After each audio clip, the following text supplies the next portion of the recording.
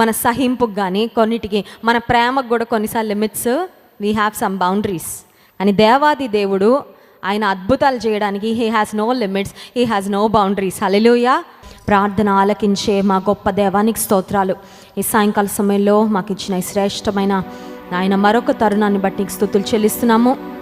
మమ్మల్ని విశ్వాసంలో బలపరచండి, మా ప్రార్థనలు మీరు అంగీకరించండి, మా ప్రార్థనలు నీ సన్నిధానాన్ని చేర్చుకోండి. ఆ ప్రార్థనలకు నాయన నువ్వే జవాబు, నాయన నీవే జవాబు, నీ వైపే మేము చూస్తున్నాము. నీ లేఖనముల ద్వారా మమ్మల్ని బలపరచండి. మాట్లాడుతున్న నీ సిలువ చాట మరుగుపరిచి కేవలం నీ నోటి బురగ వాడుకొనమని యేసు నామంలో ప్రార్థిస్తున్నాము తండ్రి, ఆమేన్. యేసుక్రీస్తు ప్రభువారు ఈ లోకంలో జీవించిన కాలంలో ఆయన చాలా మందితో మాట్లాడారు, జన సమూహములతో మాట్లాడారు, వ్యక్తులతో మాట్లాడారు. He addressed big crowds and he also addressed individuals. వ్యక్తులతో ఒక్కొక్కరితో ఆయన సమయం తీసుకొని మాట్లాడిన, ఒక్కొక్క ఇంటికి వెళ్ళి ఆ ఇంట్లో ఉన్న పరిస్థితుల్లో ఆయన మరి కార్యాలు జరిగించిన సందర్భాలు ఉన్నాయి. అట్ ద సేమ్ టైం గుంపులుగా ప్రజలు ఆయన వెంబడిస్తున్నప్పుడు వారి మధ్యలో ఆయన అద్భుత కార్యాలు జరిగించి వారికి పరలోక రాజ్య సంగతులు బోధించిన సందర్భాలు కూడా ఎన్నో ఉన్నాయి. యేసుక్రీస్తు ప్రభువారి యొక్క మాటలు దయగలిగిన మాటలు అనే మాట మనం లేఖనాల్లో చూస్తాము. అంత మాత్రమే కాదు, కానీ హీ స్పోక్ విత్ అథారిటీ. ఆయన అధికారముతో ప్రకటించారు, ఆయన అధికారంతో మాట్లాడారు. అది చూసిన వారందరూ ఆశ్చర్యపోయారనే మాట కూడా మన లేఖన భాగాల్లో గమనించగలము. అయితే యేసుక్రీస్తు ప్రభువారు ఆయన చేసిన సంభాషణల్లో, ఆయన పలికిన మాటలలో కొన్ని ప్రాంతాలను గురించి he was very disappointed at the spiritual condition. వారి యొక్క ఆత్మీయ స్థితిని బట్టి దేవుడు మరి నిరుత్సాహపడిన సందర్భాలు కొన్ని ఉన్నాయండి. వాటిలో ఒక సందర్భము మత్తయి సువార్త 11వ అధ్యాయము 20-21 వచనాలు అందరం కలిసి చదువుకుందాం. మత్తయి సువార్త 11వ అధ్యాయము 20-21 వచనాలు. పిమ్మట ఏ పట్టణములలో ఆయన విస్తారమైన అద్భుతములు చేసెనో ఆ పట్టణముల వారు మారు మనసు పొందకపోవట వలన ఆయన వారిని ఇట్లు గద్దింపసాగెను.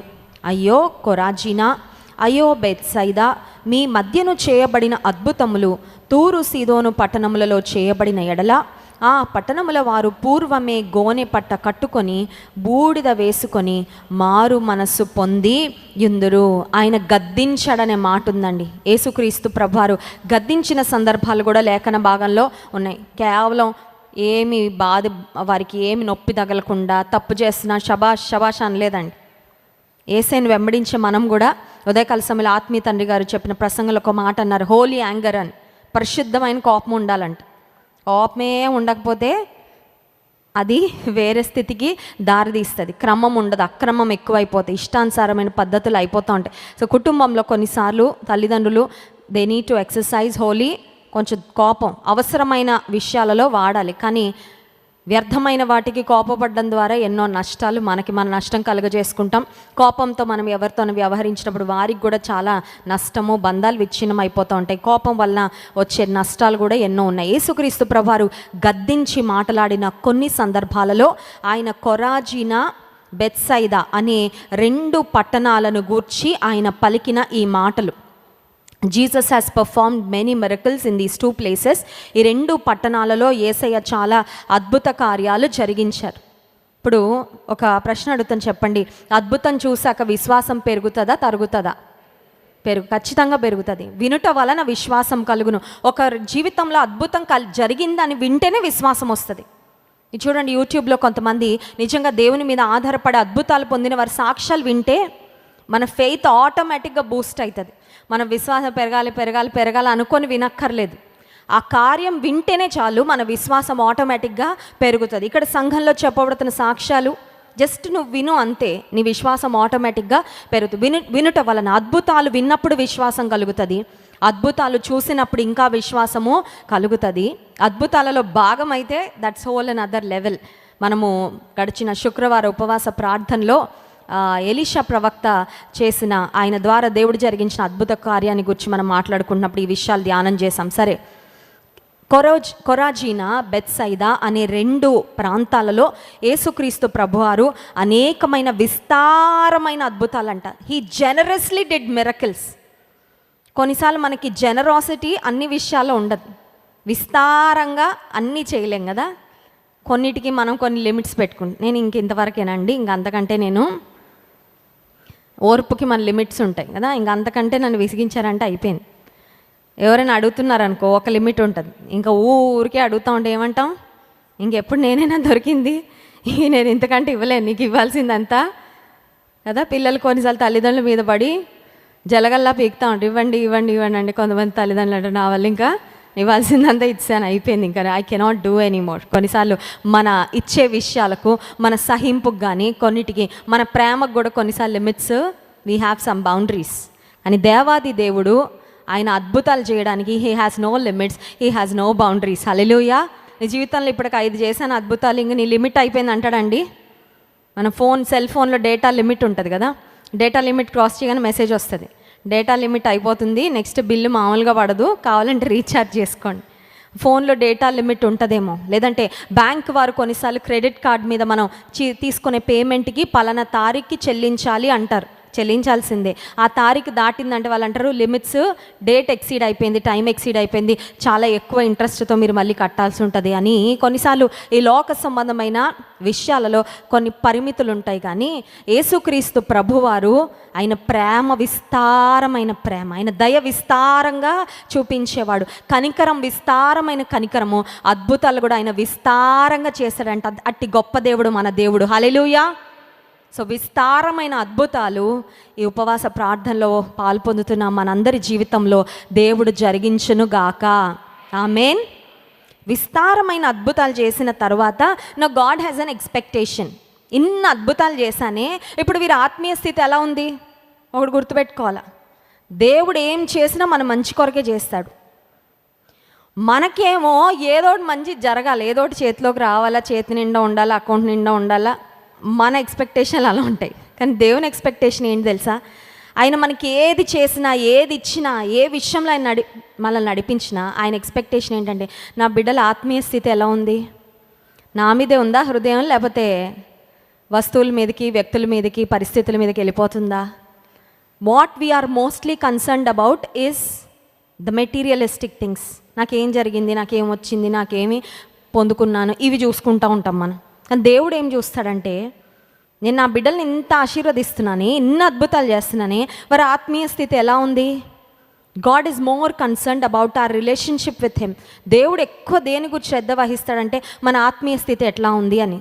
అది ఆయనకి ఎక్కువ ముఖ్యమైనది కూడా, ఆయనకు కావాల్సింది కూడా అదే. అన్నీ పొందేసుకొని దేవుణ్ణి విడిచిపెట్టి నిత్య నరకాగ్నిలో కాలితే మన వల్ల ఆయనకు సంతోషమా అండి? అది ఆయన చిత్తం కానే కాదు. సో కొరాజీనా, బెత్సైదా అనే 2 పట్టణాలలో యేసుక్రీస్తు ప్రభువారు అద్భుతాలు చేసిన తరువాత ఆయన ఏం గమనించారంటే 20వ వచనం, పిమ్మట ఏ పట్టణములలో ఆయన విస్తారమైన అద్భుతములు చేసెనో ఆ పట్టణముల వారు మారు మనసు పొందకపోవుట వలన ఆయన వారిని ఇట్లు, నేను తరచుగా చెప్తా ఉంటా, యేసయ్య శిష్యులను ఎప్పుడు గద్దించారంటే వారి విశ్వాసము లేనప్పుడు. అల్ప విశ్వాసులారా, విశ్వాసము లేని మూర్ఖతరము వారలారా అని గద్దించాడు యేసే శిష్యులని. ఎందుకంటే దయ్యం పట్టిన ఒక కుమారుడిని తండ్రి తీసుకొని వచ్చి శిష్యుల వద్దకు మా కుమారుని బాగు చేయండి అంటే వారు చేయలేకపోయారండి, వారి విశ్వాసం సరిపోలేదు. అప్పుడు యేసయ్య శిష్యులను గద్దిస్తూ ఏమన్నారంటే, విశ్వాసము లేని మూర్ఖతరము వారలారా మిమ్మును నేను ఇంకెంతకాలం సహింతును అన్నారు. సహించలేకపోయారు యేసయ్య. ఇది ఇంకొక సందర్భము, యేసయ్య ఆ పట్టణాలలోని ప్రజలను గద్దించిన సందర్భం. ఎందుకు గద్దించారు యేసయ్య? ప్రేమ కలిగిన యేసయ్య గద్దిస్తాడా? గద్దించారు. ఎందుకంటే ఇన్ని అద్భుతాలు చూశారు, ఇన్ని అద్భుతాలు పొందారు, మనసులు మాత్రం మారట్లేదే. మీ మనసులు మారట్లా. నేను ఎన్ని కార్యాలు చేసింది ఎందుకు? మీ హృదయాలు మారాలని కదా, మీ స్థితిగతులు మారాలని కదా, పాపం నుండి విడుదల పొందాలని కదా, మీరు నాకు చోటు ఇవ్వాలని కదా మీ హృదయాలలో. కానీ ఆ స్థితి కనబడకపోయేసరికి యేసుక్రీస్తు ప్రభువారు వారిని గద్దించి 21వ వచనంలో ఆయన పలికిన మాట, అయ్యో కొరాజీనా, అయ్యో బెత్సైదా, మీ మధ్యను చేయబడిన అద్భుతములు, మీ మధ్యను చేయబడిన అద్భుతములు తూరు సీదోను పట్టణములలో చేయబడిన ఎడల ఆ పట్టణముల వారు పూర్వమే గోనె పట్ట కట్టుకొని బూడిద వేసుకొని మారు మనసు. అంటే ఇది ఎట్లా ఉందంటే ఒక రిగ్రెట్ లాగా ఉందండి. మీ మధ్య చేయకుండా ఇంకా వేరే వారికి చేస్తుంటే వారు బ్రతుకులు ఎంతో బాగుపడేవి, వారు ఇంకా నా వైపు తిరిగేవారు కదా. మీ మధ్యలో ఎన్ని కార్యాలు చేసినా మీ హృదయాలు మాత్రమో మారట్లేదు. మనుషులుగా మనకు ఈ శరీరానికి వచ్చే స్వస్థతో, మనకు వచ్చే ఒక ఉద్యోగమో, లేకపోతే మన వ్యాపారంలో అభివృద్ధి, అవి మనకు అద్భుతాలు. కానీ యేసయ్య ఏ అద్భుతం కొరకు చూస్తున్నారంటే మన హృదయ మార్పు అనే అద్భుతం. That delights his heart. అది దేవుని హృదయాన్ని ఆనందింపజేసేది, సంతోషింపజేసేది. ఇప్పుడు కొరాజీనా, బెత్సైదా ప్రాంతాల వారు ఎంత భయంకరమైన వాళ్ళండి అని మనం అనుకుంటున్నామేమో. ఇప్పుడు అవే మాటలు దేవుడు మనతో చెప్పాల్సి వస్తే, ప్రేమైన నా బిడ్డలారా, క్రైస్ట్ వర్షిప్ సెంటర్లో, జీవం కలిగిన నా సంఘంలో ఇంత శ్రేష్టమైన అమూల్యమైన మాటలు వింటున్న ప్రియమైన వారలారా, ఇన్ని ప్రసంగాలు మరొక నైజీరియాలోనో మరియు ఎథియోపియాలోనో చేయబడి ఉంటే వారు ఎప్పుడో నా వైపు తిరిగి ఉండే వాళ్ళని మనతో అంటే మనం ఎక్కడ పెట్టుకోవాలండి మొహము? అర్థమవుతుందా? కొన్నిసార్లు మనం ఎవరి గురించో ఏదో విని వాళ్ళు ఎంత భక్తిహీనులండి, మేము ఎంత బెటర్ అండి అనుకుంటాం. కాదు, అదే మాట ఒకసారి మనకు అన్వయించుకుందాం. ఇన్ని కార్యాలు ఇక్కడ సంఘంలో చేస్తున్నాడు దేవుడు, ఇన్ని కార్యాలు ఇక్కడ మనం ప్రత్యక్ష సాక్షులంగా ఉన్నాము. ఇన్ని అద్భుతమైన బలీయమైన మాటలు వింటూనే మనకు సంఘంలో ప్రతి మీటింగ్ దైవజనులు ఉదయం చెప్పారు కదా, ఉపవాస ప్రార్థనలు కదా, ఉపవాస పండుగలని. ఇన్ని పండుగలండి, ఎన్ని పండుగలు? ఎన్నో పండుగలు, ఆత్మీయ పండుగలు, spiritual feast after feast after feast after feast. కానీ మనలో వస్తున్న మార్పు ఏంటి? దాని కొరకు చూస్తున్నాడు ప్రభు. కొరాజీనా, బెత్సైదా అనే ప్రాంతాలలో ప్రజలు వారు దేవుని వైపుకి ఎందుకు తిరగలేకపోయారు, మారు మనసు ఎందుకు పొందలేకపోయారంటే because of their hard and heart. చూడండి, 40-50 అయ్యాక డాక్టర్స్ అంటారు కొంచెం హార్ట్ చెకప్ చేయించుకుంటూ ఉండండి, అప్పుడప్పుడు టెస్ట్లకు వెళ్ళండి, మంచిది. స్పిరిచువల్గా కూడా we need a heart checkup. ఏం హార్ట్ చెకప్? గుండె బాగా కొట్టుకుంటుందా? అది కాదండి. గుండెలో ఏమైనా బ్లాక్స్ ఉన్నాయా? అవి కాదు. నా హార్ట్ హార్డ్గా అయిపోయిందా? నా హృదయం కఠినం అయిపోయిందా? నా హృదయం ఇంకా స్పందించే హృదయంగా, మెత్తని హృదయంగా, గట్టిగా అయిపోయిన పాషాణ హృదయానికి ఉలుకు పలుకు ఉండదు, స్పందన ఉండదు, దానికి ఇమోషన్స్ ఉండవు, రెస్పాన్స్ ఉండదు. కఠినమైన హృదయం. కొన్నిసార్లు ఏమైపోతూ ఉంటుందంటే, వాక్యపు విత్తనాలు పడుతున్నా కూడా హృదయం కఠినం అయిపోతే ఒక రాతి నేలలాగా మన పరిస్థితి మారిపోయి స్పందన ఉండదు. దేవుని కార్యాలు ఎన్ని చూస్తున్నా గ్రాటిట్యూడ్ ఉండదు. దేవుని అద్భుతాలు ఎన్ని పొందుకుంటున్నా ఆయన వైపుకు తిరిగే అనుభవాలు ఉండవు. పేతురు యొక్క దోణిలో యేసుక్రీస్తు ప్రభువారికి చోటిచ్చినప్పుడు అప్పటి వరకు రాత్రంతా శ్రమ పడ్డారు, వారికి ఒక్క చేప కూడా రాలేదు. కానీ యేసయ్య చెప్పినట్లుగా దోణెను లోతునకు నడిపించి వల వేసినప్పుడు విస్తారమైన చేపలు పడినప్పుడు జరిగిన సందర్భం లూకాసు వార్త 5వ అధ్యాయము 8వ వచనం. సీమోను పేతురు అది చూచి యేసు మోకాళ్ళ ఎదుట సాగిలపడి ప్రభువా నన్ను విడిచిపొమ్ము, నేను పాపాత్ముడనని చెప్పాను. అద్భుతం జరగగానే ఏం చెప్పాలండి పేతురు?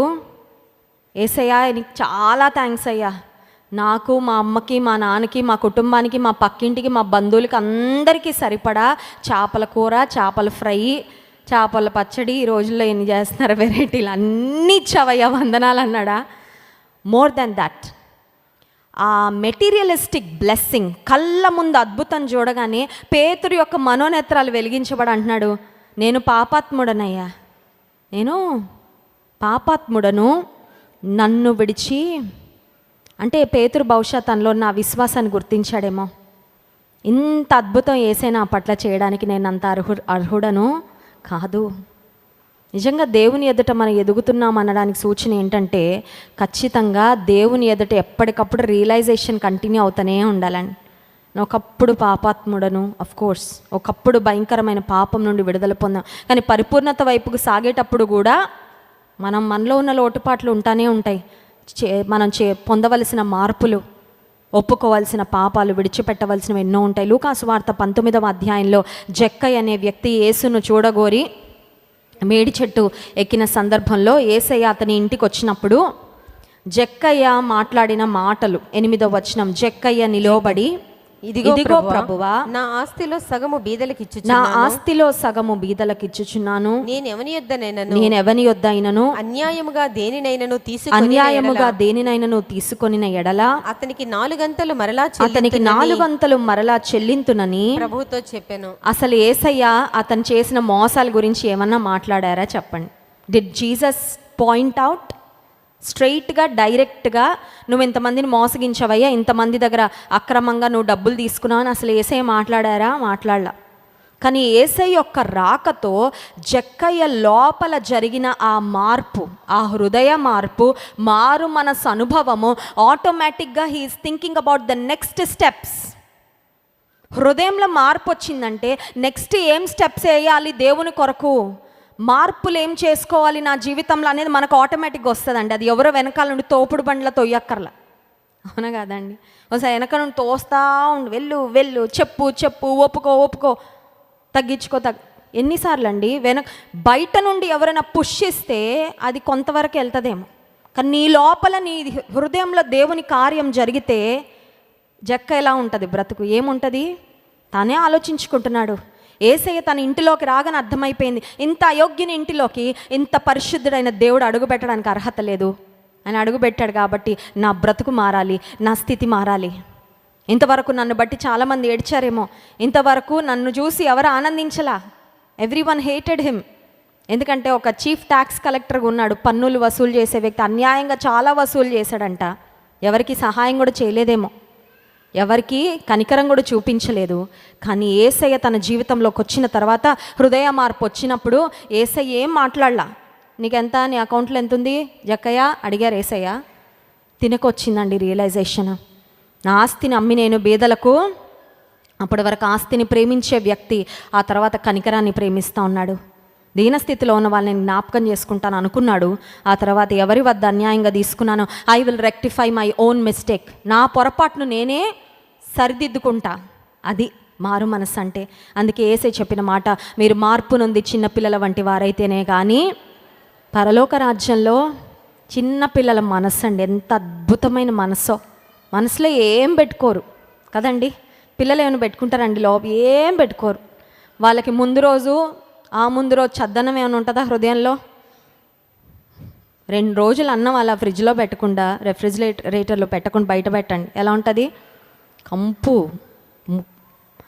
కదా, వాసన, పురుగులు, అన్హైజీనిక్ అయిపోతుంది వాతావరణం. హృదయంలో పెట్టుకొని మోస్తూనే ఉంటాం బ్యాగేజ్లు. ఆ బ్యాగేజ్లు మోసి ఎట్లా ఉంటుందంటే కంపు కొట్టేస్తూ ఉంటుంది. మనమే ఇబ్బందికరంగా అయిపోతూ ఉంటాం, ఉక్కిరి బిక్కిరి అయిపోతాం, నీకే ఊపిరాడదు. ఎందుకంటే లోపల పట్టుకొని మోస్తున్నాం. కానీ ఒక్కసారి దేవుని సన్నిధిలో దేవుడు మాట తీసి పడే ద్వేషం తీసి పడే, ఎవరిని క్షమించలేకపోతాం, వదిలే, దేవునికి అప్పగించే, యు ఫీల్ సో ఫ్రీ. ఇప్పుడు జక్కయ్యకి అదే జరిగిందండి. నేను ఎవరిని అన్యాయంగా ఎవరి వద్ద తీసుకున్నానో వారికి ఎన్నంతలు చెల్లిస్తాడంట? 4 అంతలు అని యేసయ్య చెప్పారా? ఎవరైనా అతన్ని ఇన్సిస్ట్ చేశారండి అంటే అతను క్యాల్కులేట్ చేసుకొని ఉంటాడు, ఎన్ని సంవత్సరాల నుంచి ఎంత ఇంట్రెస్ట్ పడిందో సవరించుకోవాలనుకున్నాడు అంతే. He decided to make changes in his life. నిజంగా యేసయ్య మన జీవితంలో ప్రవేశిస్తే మార్పులు అనేవి బలవంతంగా రావు, చాలా హృదయపూర్వకంగా మనలో మార్పులు దేవుడు కలగచేస్తాడు. ఆయన కార్యాలు మన హృదయంలో మన జీవితంలో జరిగించేవాడు. 4 మాటలు చెప్పి ముగిస్తాను. 4 మార్క్స్ ఆఫ్ ట్రూ రిపెంటెన్స్. నిజమైన పశ్చాత్తాపానికి 4 సూచనలు ఉంటాయి. మొట్టమొదటి సూచన ఏంటంటే acknowledging your wrong things, acknowledgement of wrong. తప్పును ఒప్పుకోవడం, అక్కడే పడిపోద్ది బ్రేక్. తప్పు కాదండి, తప్పని ఎందుకు అనుకుంటారు? మీకు అలా అనిపించిందేమో, మీరు అలా విన్నారేమో, మీరు అలా చూసారేమో. తప్పు చేయలేదండి, అసలు అక్కడనే ఆగిపోతారు చాలామంది. తప్పు చేశామని ఒప్పుకోవడానికి కూడా చాలామందికి ఇష్టం ఉండదు. మారు మనసులో అది మొదటి స్టెప్. 2వ స్టెప్ ఏంటంటే విల్లింగ్ టు కన్ఫెస్. తప్పు చేశాను అని చెప్పడం కాదు, తప్పును ఒప్పుకోవడానికి కూడా సిద్ధ మనసు. నేను చేశాను, నేను ఒప్పుకుంటున్నా. 51వ కీర్తనలో దావీదు అదే చేశాడు. నా అతిక్రమములు నాకు తెలిసేనవి, నా దోషములు నన్ను బాగుగా కడుగయ్యా, హిస్సోపుతో నా పాపములు హిమము కంటే తెల్లగా అగునట్లు నన్ను పరిశుద్ధపరచు. 3వదిగా విల్లింగ్నెస్ టు అబాండన్ ఇట్. తప్పు చేశాను అని ఒప్పుకోవడం మొదటి అడుగు. 2వది తప్పును, మొదటిది అక్నాలెడ్జ్మెంట్ అంటే చేశానని ఒక రియలైజేషన్లోకి రావడం. 2వది దాన్ని కన్ఫెస్ చేయడం, నోటి ద్వారా ఒప్పుకోవడం.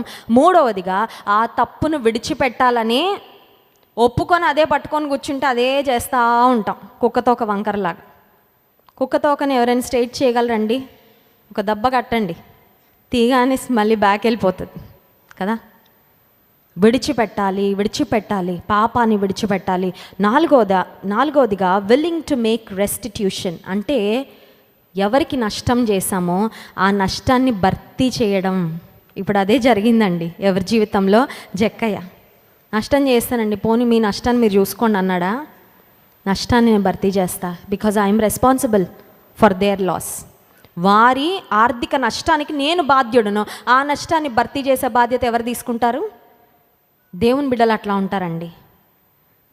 చేసిన ఏ తప్పు చేశారో దానివల్ల ఎవరు నష్టపోయారో ఆ నష్ట పరిహారం, ఆ నష్టం విషయంలో నేను భర్తీ చేస్తా. What ever I can do I will do.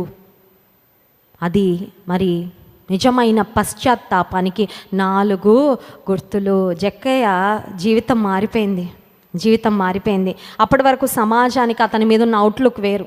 అతని ఇంటిని చూడగానే అందరూ అసహించుకునేవారేమో, అది ఇంటిని చూడగానే అక్రమంతో నిండి నిల్లండి అనుకునేవారేమో. ఏసే అడుగుపెట్టిన తర్వాత ఆ ఇంటి మీద ఉన్న ఆ శాపం అంతా తొలగిపోయింది, ఆ ఇంటి మీద ఉన్న ఒక దురభిప్రాయం అంతా తొలగిపోయింది. He was transformed from inside out. ఏసే చేసే మార్పులు ఎట్లా ఉంటాయంటే, మన మార్పులేమో బయట అవుతాయి, లోపల అవ్వవు.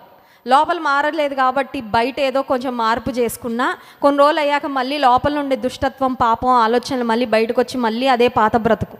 అని ఏసే తెచ్చే మార్పు ఎట్లా ఉంటుందంటే, he transforms from inside out. ముందు లోపల మారుస్తాడు, బయట కూడా మారుస్తాడు. లోపల మారిస్తే ఆటోమేటిక్గా బయట మారుతుందండి. హృదయం అంతరంగం మారితే బయట మన క్రియలు మారుతాయి, ఖచ్చితంగా మారుతాయి. That is how God transforms. ఈ 2 దినాల ఉపవాస కూడికల్లో అడుగుదాం, నేను ఇంకా ఎక్కడ మారాలో నేను మార్చుకుంటానయ్యా, ఇంకా ఏం విడిచిపెట్టాలో విడిచిపెడతా ప్రభా. అద్భుతం కావాలి, ఎస్ అఫ్ కోర్స్, ఖచ్చితంగా చేస్తాడు దేవుడు. కొరాజిన, బెత్సైదా ప్రాంతాలు ఎన్నో అద్భుతాలు చేసిన వారిలో ఎలాంటి మార్పు రాలా. మారు మనస్సు లేకపోతే ఎన్ని అద్భుతాలు పొందుకొని ఏం లాభం అండి? నువ్వు ముందు హృదయ మార్పు, దేవుని సన్నిధిలో పశ్చాత్తాపడి మారు మనసు పొందితే ఎవ్రీథింగ్ ఎల్స్ విల్ ఫాలో. నీకు ఏది ఎప్పుడు అవసరమో అవన్నీ కూడా దేవుడు అనుగ్రహిస్తూ వస్తాడు. అట్టి కృప దేవుడు మనకు అనుగ్రహించిన గాక. ఆమెన్. కళ్ళు మూసుకోండి, ప్రార్థన చేసుకుందాం. పరిశుద్ధునికి వందనాలు. మా హృదయ మార్పు నువ్వు అన్నిటికన్నా ఎక్కువగా కోరుతున్నావని మా జ్ఞాపకం చేసావు ప్రభా, నీకు స్తోత్రము. మా హృదయము నీ ఆలయముగా నాయనా నీవు ఉంచుకోవాలని, మా హృదయంలో మొదటి స్థానము మీకు ఇవ్వాలని మీరు కోరుతున్నందుకు స్తోత్రాలు. ఏ పాపాన్ని విడిచిపెట్టలేక, ఏ కోపాన్ని విడిచిపెట్టలేక, ఏ అసూయను విడిచిపెట్టలేక, ఏ దుష్ట తలంపులు విడిచిపెట్టలేక, ఏ అక్రమమైన మార్గాలు నాయనా పరిస్థితులు విడిచిపెట్టలేక ప్రవ్వా, రాత్రికాల సమయంలో మేము ఉన్నామో ఆనాడు చెక్క ఇంటిలోకి నువ్వు రావడం వలన జీవితం మారిపోయిందయ్యా. పాపాన్ని తెలుసుకున్నాడు, ఒప్పుకున్నాడు, ఆ పాపాన్ని సవరించుకోవడానికి కూడా అడుగులు వేశాడు. అట్టి కృప ఇక్కడున్న మా అందరికీ ఇవ్వండి. మమ్మల్ని మాకు చూపించండి అయ్యా, మా బలహీనతలు మాకు చూపించండి ప్రభా. ఒప్పుకునే హృదయము, పశ్చాత్తాపడే హృదయం మాకు ఇవ్వండి. చిన్న పిల్లల వంటి మనస్సు, నీ పరలోక రాజ్యానికి సరిపడే మనస్సు, అట్టి నిర్మలమైన అనుభవాలు మాకు ఇవ్వండి. మిమ్మల్ని ఆరాధించి స్తుతించబోతున్న ఆరాధన ఆత్మతో నింపుమని యేసు నామంలో ప్రార్థిస్తున్నాం తండ్రి, ఆమేన్.